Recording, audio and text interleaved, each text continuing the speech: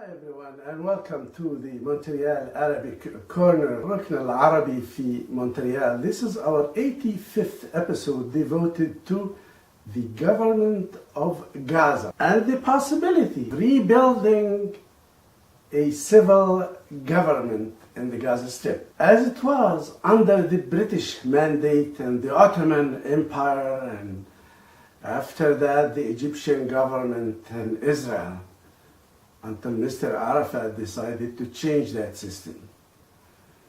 And it's also in the provincial governments in Canada and the United States, an American system of USA. This civil administration is there in many countries and can be found in democratic oriented system of governments and non-democratic system.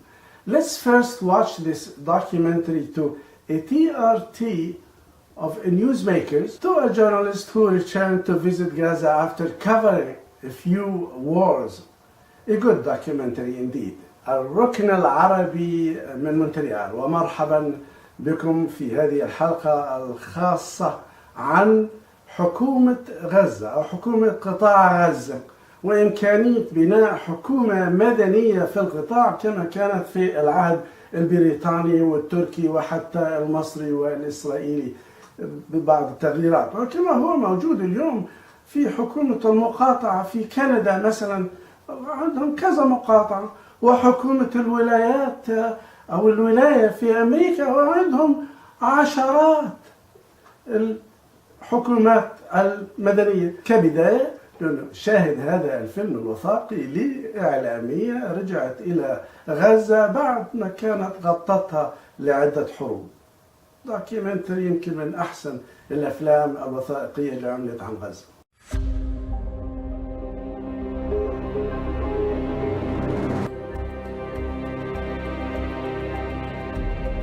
Nearly 2 million people packed into a small strip of land. Very few people get in or out of the Gaza Strip. It's under an Israeli blockade by land, sea and air.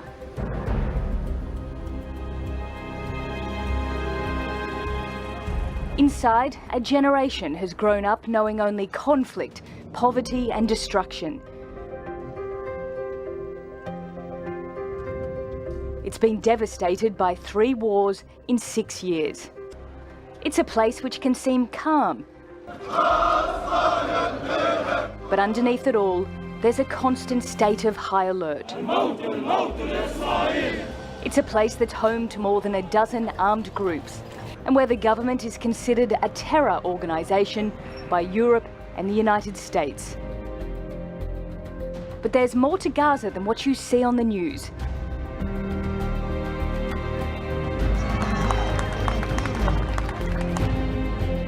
There are miles and miles of Mediterranean beaches. It's full of theme parks and zoos. Faced with an impossible situation, people here have become master improvisers, masters of horsemanship, and practitioners of ancient martial arts. I'm Nicole Johnston. I've covered Gaza for years. I've been here during 2 wars with Israel. Now I've come back during peacetime to see how people survive under a siege that's lasted nearly a decade. This is Gaza as you've never seen it before. I'm here to find out if people think there's any way out of their situation, or is another war with Israel inevitable?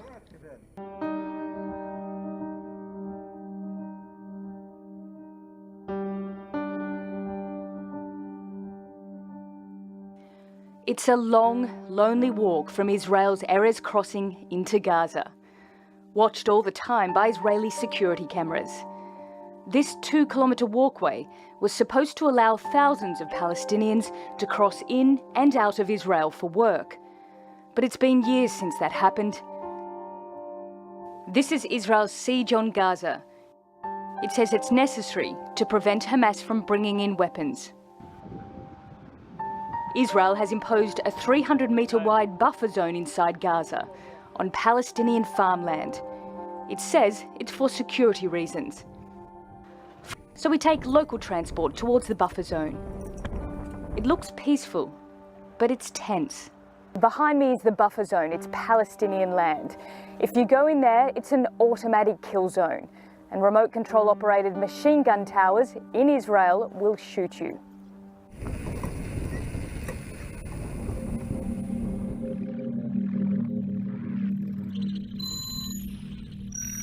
We're travelling to Gaza City in the north of the Strip. 500,000 people live here. It's the centre for business and government. Even though the city limits lie less than a kilometre from Israel's buffer zone. In this seaside capital, you'll find donkey carts sharing the road with cars and trucks. There's no other place quite like it. And for the last 10 years, it's been ruled by Hamas. It's in charge of keeping the peace, while its military wing, the Al-Qassam Brigades, prepares for the next war with Israel.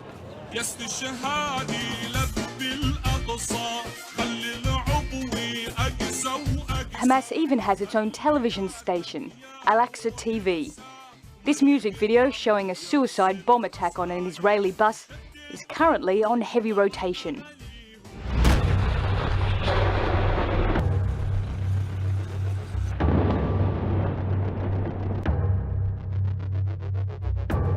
In the last 6 years, there have been 3 wars between Israel and Gaza. The 2014 war lasted 51 days. More than 2,200 Palestinians were killed and 76 Israelis, mainly soldiers. The battle for Shajaiya in East Gaza was one of the worst. Israel said Shajaiya had become a fortress for armed fighters. Its army massacred more than 100 Palestinians here in one night of fighting. You can still see signs in Shajaiya that this neighbourhood suffered one of the heaviest attacks by Israel. The morning after the massacre, thousands of people were streaming through the streets, carrying whatever they could, looking for some kind of safety. And just here was the worst part of the destruction. Now, though, most of it's been cleared away. Slowly, some people are starting to rebuild, removing concrete and steel rubble to recycle and use later. The war destroyed 9,000 houses and severely damaged another 5,000. Most people can't afford to start building all over again. Israel decides exactly what's allowed in and out of Gaza. It defines material like cement and wood as a dual-use item that can be used by Hamas to build tunnels. This is one of the new houses the United Nations Refugee and Works Agency, UNRWA, has built in Gaza. The agency had hoped to rebuild 7,000 houses, but it's fallen a long way short of its target. In the past, Gaza's economy depended on agriculture, but the Israeli blockade means farmers can't export their produce. The only place they can sell it is inside Gaza. The market looks crowded and chaotic, but the real economy is depressed. The World Bank says the unemployment rate for young people in Gaza is more than 70%, one of the highest in the world. The economy is going backwards.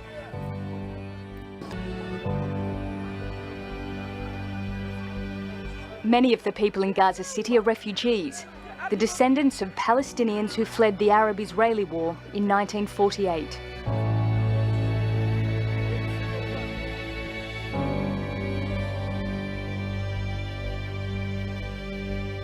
Where Gaza City meets the sea is the Shati beach camp. Refugees have lived here for nearly 70 years. Last year, artists painted the walls. Each mural represents a child killed in the last war with Israel. With no way out, young people in this refugee camp have been forced to look inwards.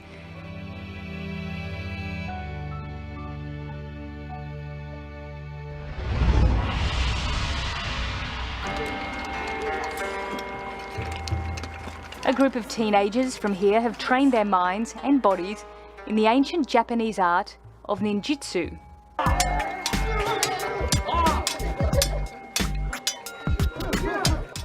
They also have an eye for theatrics. This looks like risky behaviour, and it is. But the leaders of the group don't seem too worried. They say it's the only thing that makes them feel alive. Another way for some teenagers to make the most out of life, even though they're surrounded by rubble and cut off from the world. Kids growing up in Gaza have known nothing else but years of war and conflict, not only with Israel, but sometimes it's Palestinians fighting Palestinians. Although democratically elected, Hamas had to fight its political rival Fatah to take control of the streets. Hamas won the battle and kicked Fatah out. In Gaza, the face of Hamas became its political leader, Ismail Haniyeh.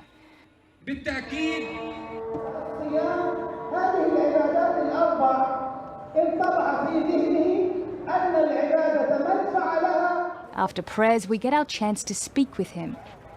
You've been in power for 10 years. There's been 3 wars, a siege. Yes. Critics say that you've brought nothing but misery to the people of Gaza. What do you say? It's difficult to break the will of the people of Gaza. They can handle this siege even though it's very hard. It's on the sea, on the border, and on the sky. This is collective punishment. And we are asking the international community to put an end to this crisis, to open the border, because Gaza has become a big jail. Is Hamas preparing for a war again? We are preparing to defend the Palestinian people with all our resistance. We aren't looking for a war, but if Israel is aggressive towards our people, we are ready to protect them.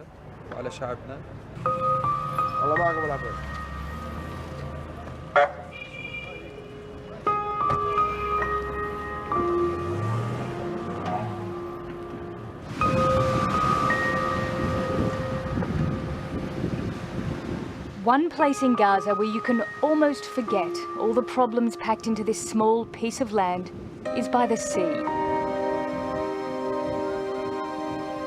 People come to escape from the stress of large families, unemployment, and 8 to 12-hour electricity cuts. Here, for a moment, you can relax and watch the sunset.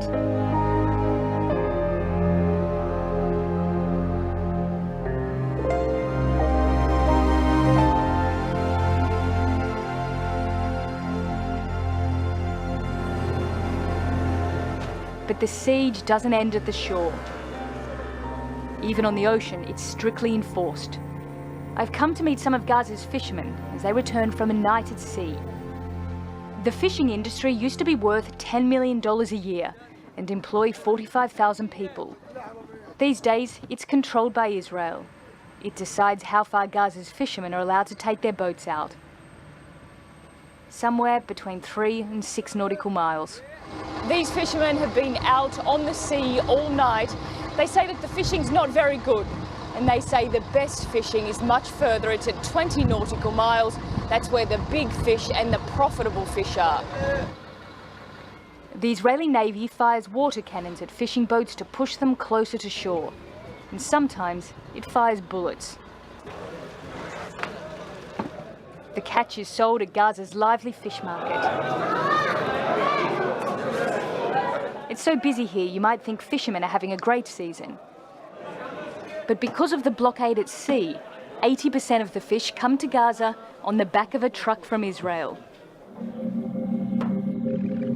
From Gaza's port, we take the coast road and travel south.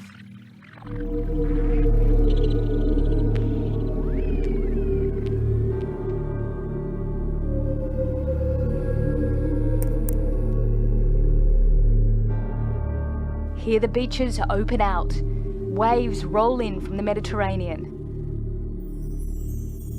On a sunny day, the coastline is beautiful. Water isn't the only problem. There are long electricity cuts, and people line up for hours for cooking gas. This winter, there's a severe shortage of gas from Israel. There isn't enough to go round. I've been here from 6 a.m. to get gas and haven't managed to fill up the bottle. They only give us half of what we need. There's nothing in Gaza. Life, it's miserable. What life are you talking about? It's better to die than live like this.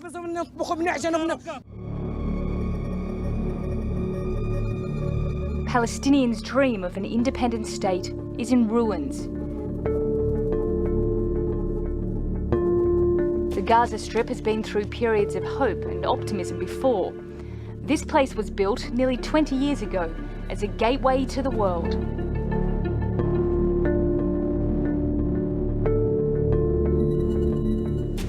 Former US President Bill Clinton came over to lead the opening ceremony for Palestine's first international airport. This is what it looks like today. The airport has been bombed multiple times by Israel, and Palestinians, desperate for construction materials, have dug up the only runway. In the village of Huzar, we come across row after row of shipping containers. These are temporary homes for families whose houses were destroyed during the war. But as months slip by, people are wondering if they'll ever have a real house again. Before, Huzar was like a flower or heaven. Many people came to visit Huzar. Now it is gone. All the houses were attacked. We were inside our homes when the Israelis attacked them.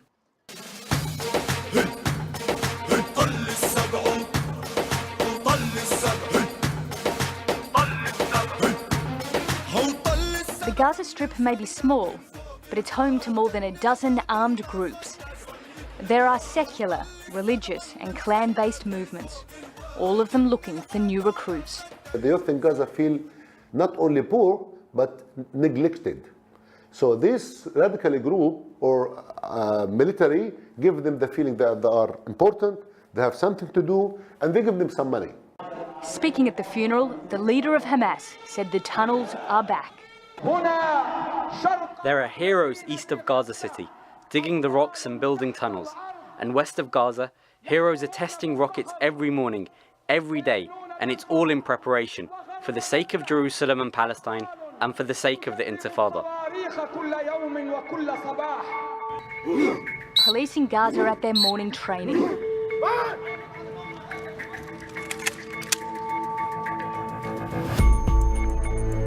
These officers are not part of Hamas's military wing. They do marching drills, combat training. And there are even bagpipes. Their role is to keep the peace, but in the face of increasing tensions with Israel, it pays to be prepared.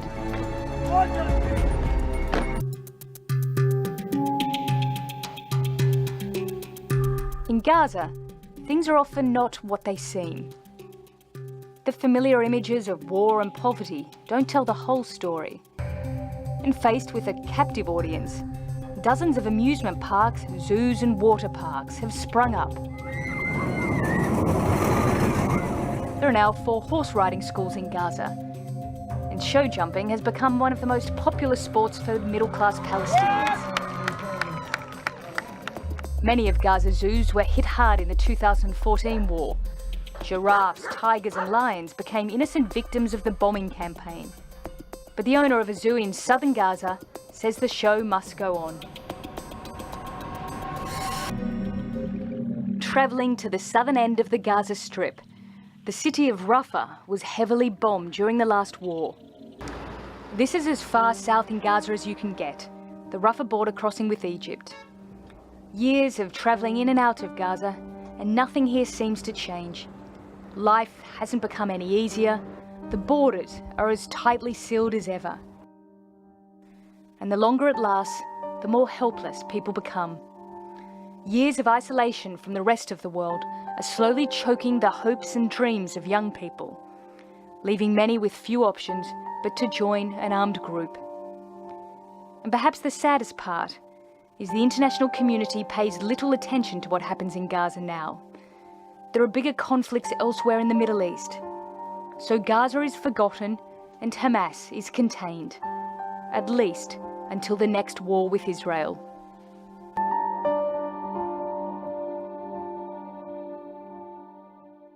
The government of Gaza, the Gaza Strip, is carried out by Hamas today. And its administration led by Yahya Sinwar and Ismail Haniyeh. The Hamas administration is often referred to as the Hamas government in Gaza. The Hamas party won the elections in 2006, establishing a national unity government with Fatah, which effectively collapsed after 1 year when Hamas and Fatah engaged in a violent conflict. But still, the Ramallah-based Palestinian governance authority extends to the West Bank and Gaza. Same thing of the Hamas government. حكومة الوفاق اللي ظلت محتفظة بالاسم الحكومة في رام الله. In effect, the PA is limited to the West Bank area, but finances offices, pays wages to bureaucrats, militants, and military people and security staying at home. Fatah government in Ramallah and the Hamas government in Gaza regarded themselves as sole legitimate government of the Palestinian National Authority. بالإضافة إلى بدء مفاوضات إطلاق الجنود الإسرائيليين الأسرى لدى فصائل القطاع. وسبق لحماس أن ألمحت لعدم اعتراضها على تفاصيل الاتفاق المطروحة، لكنها دعت لتحسينها، وخاصة ما يتعلق بممر مائي يربط القطاع بمصر أو قبرص. ويحيى السنوار رئيسها في غزة، ومروان عيسى نائب رئيس الجناح العسكري، وموسى أبو مرزوق والرشق. The international community and Palestine Liberation Organization, the PLO, for example, however, recognized the Ramallah administration. رئيس الوزراء الفلسطيني رامي حمد الله أعلن أن أولوية حكومته في الفترة المقبلة بعد أن عقدت اجتماعها في غزة ستكون تلبية احتياجات القطاع الأساسية والطارئة. الحمد الله وأعضاء حكومته أكدوا على ضرورة أن يتم تمكين حكومة الوفاق من تسلم مهامها وصلاحياتها بالمضمون والحقيقة وليس بالشكل أو القول. There is the conflict between Hamas with Israel, the war of 2008, 2009, and 2014. Add to that internal armed conflicts like 2009 Hamas, a crackdown on Jund Ansar Allah and an Al-Qaeda affiliated group, resulting in 22 people killed. And the April 2011 Hamas crackdown in جحافل التوحيد والجهاد الفلسطيني, a Salafist group and involved in also killing some people and journalists in Gaza. Salafists declared the Islamic Emirate in Gaza, accusing Hamas of failing to implement full Sharia law.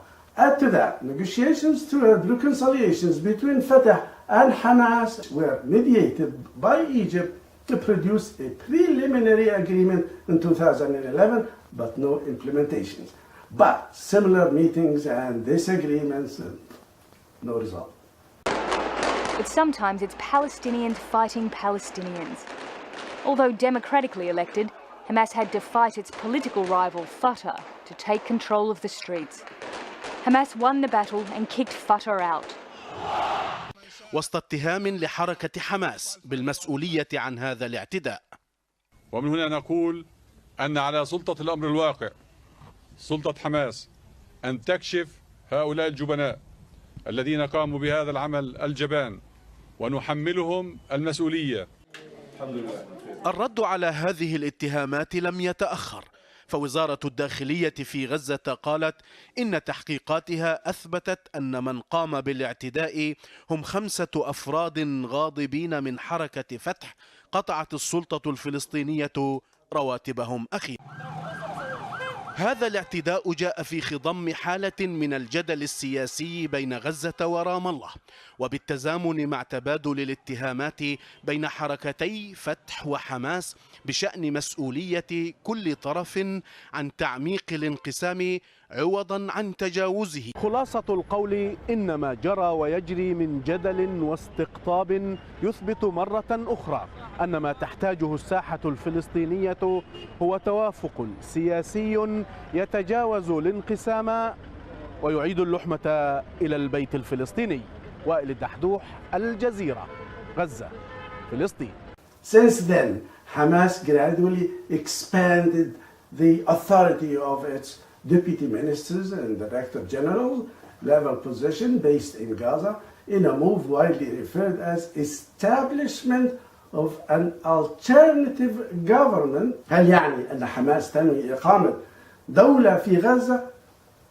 هاي رأي فريح أبو مدين وزير العدل أيام عرفة. سيد فريح، بدأت خطوات دولة غزة ما بشكل فيش غير دولة مباشر ولا محزنون ولا حد بيعرف. الناس جعانة في غزة بدها تسوي دولة والله غربين ما حدش يسوي. والله إذا حماس بتفكر إحنا القسم التركي من قبرص بده يصير القسم الفلسطيني من تركيا، فيش خيارات ولا في شيء. حنظلنا عايشين هان زي اللي في سجن، أكلوهم شربوهم سمنوهم، مش حيسمروا، حيظلوا بعظامهم المبينة. غزة محاربة على كل الجبهات.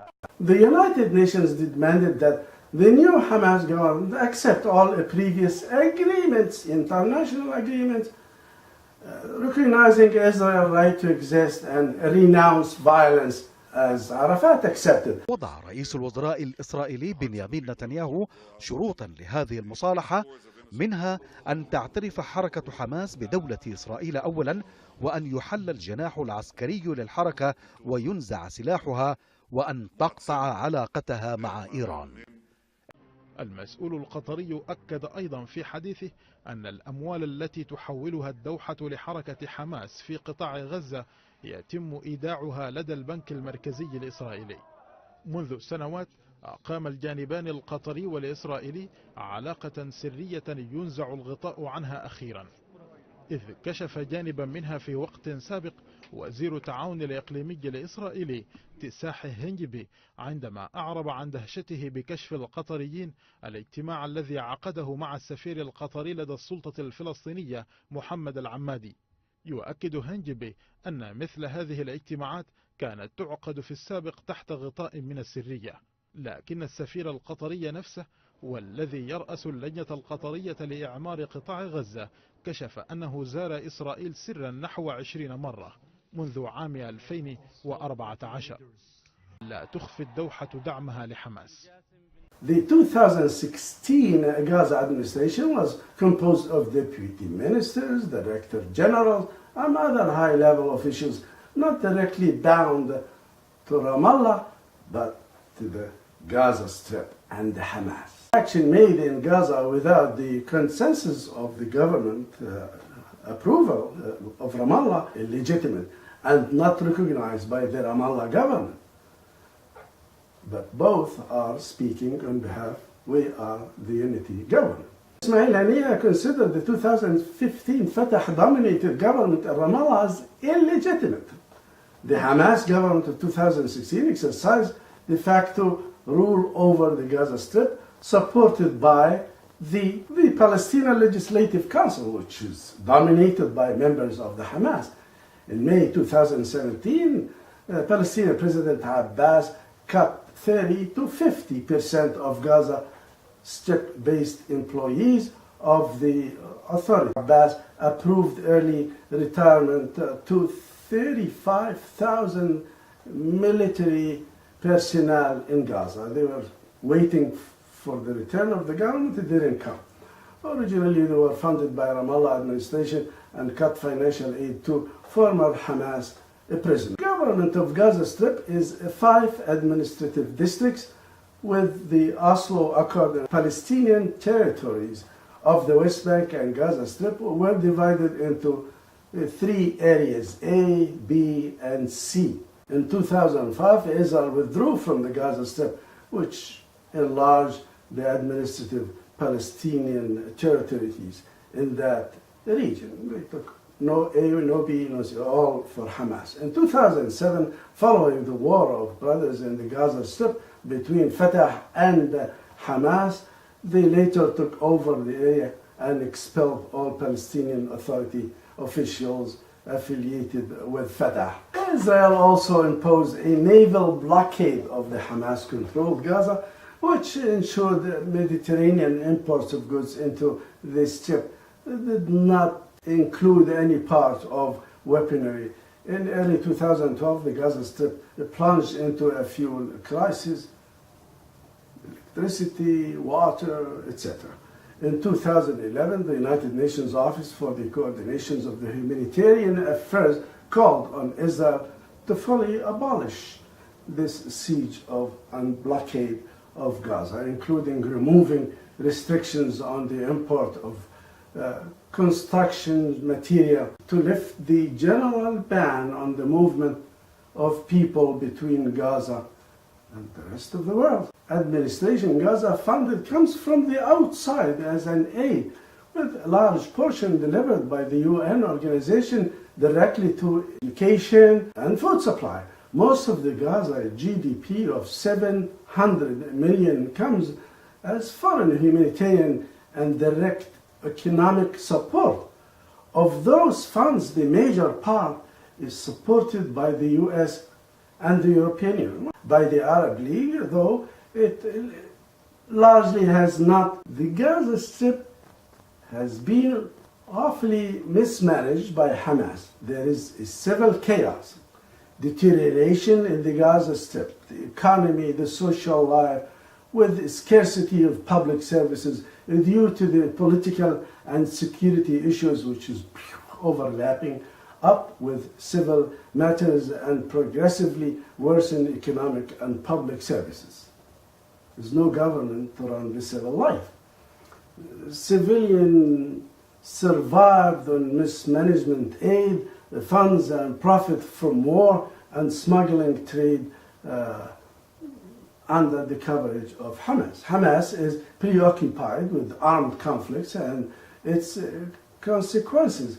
The present Gaza government is a loudspeaker to amplify what Hamas wants, political and security mainly, positions of Hamas.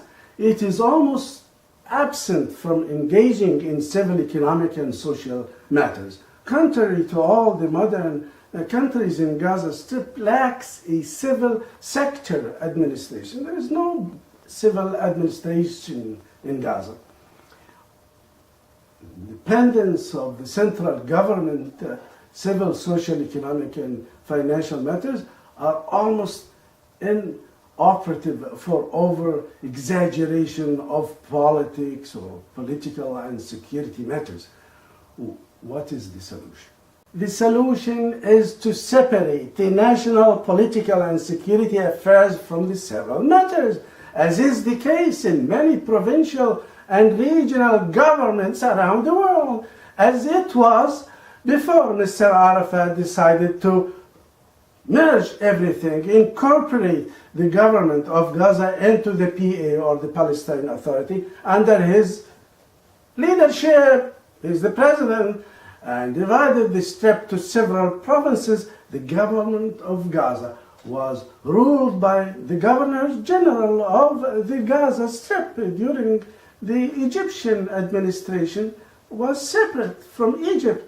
Wasn't part of the Egyptian, was part of the Egyptian government, but is separate. As an independent from the government of Egypt.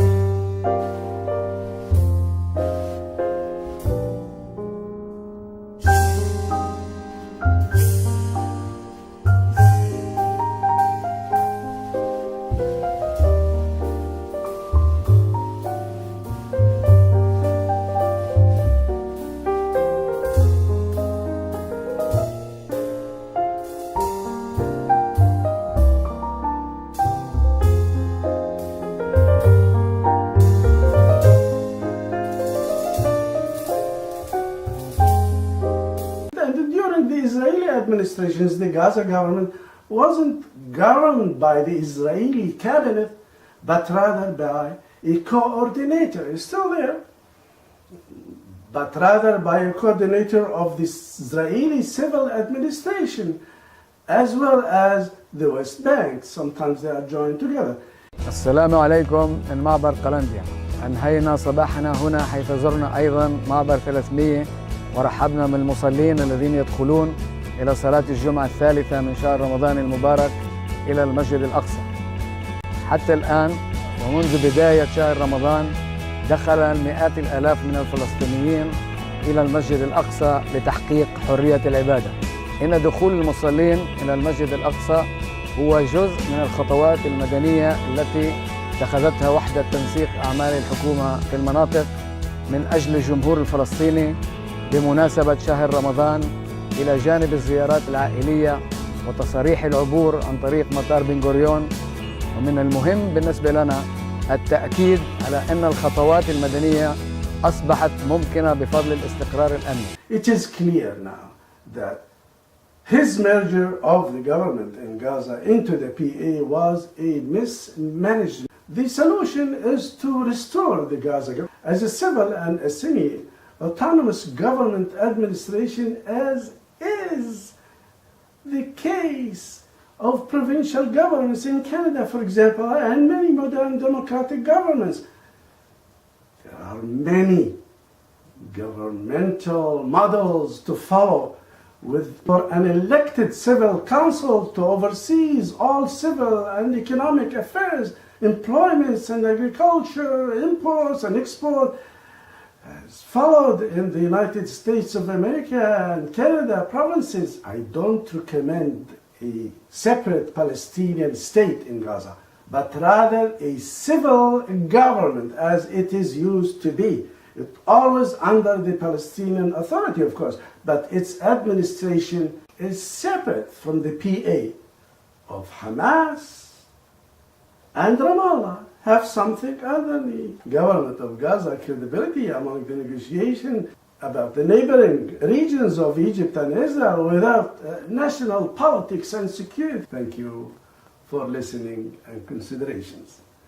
مش اكتشاف جديد يكون هناك حكومة مدنية لإقطاع والإقليم ومقاطعة موجودة في كل البلاد الديمقراطية والنامية. ما بقول دولة فلسطينية في غزة، خليني واضح، ولكن حكومة أشبه بحكومة ولاية المقاطعة في السلطة الفلسطينية، والنماذج السياسية كثيرة. حكومة تهتم بشؤون المدنية في قطاع غزة حتى، وخليهم موجودين حماس وفتح في كل واحد يمثل السلطة الفلسطينية. شكرا على استماعكم.